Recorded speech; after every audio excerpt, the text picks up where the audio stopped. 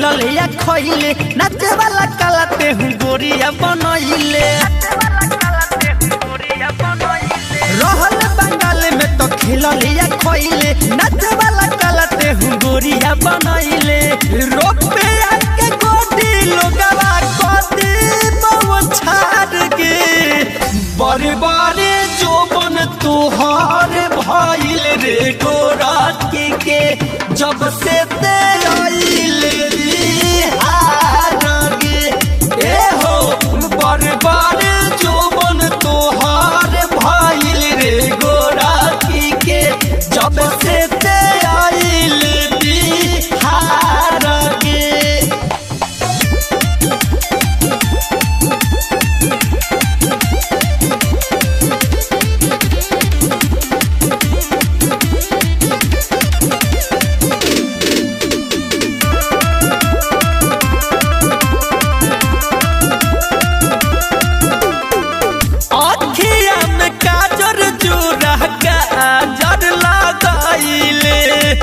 खूबे हर केस्टा में ते कोमर हिलाइले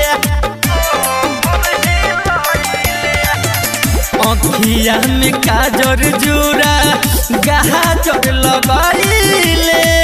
खूबे हर केस्टा में ते कोमर हिलाइले आला छपरा बोलिया कराई देवे मार गे बड़ी बड़े जोबन तोहार भइल रे गोरा के जब से ते आइल बिहार गे ए हो बड़े बड़े जोबन तोहार भइल रे गोरा के जब से ते आइल बिहार गे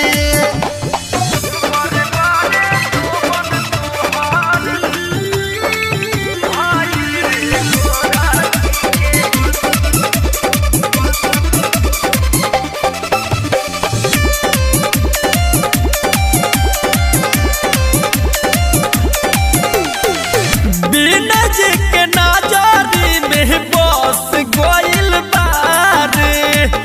अखिल शराबों में डूबल रहता रे तनी राज के नजरी में बस गोइल बारे राह के सुदेवारा शहरत में डूबल बारे और जितया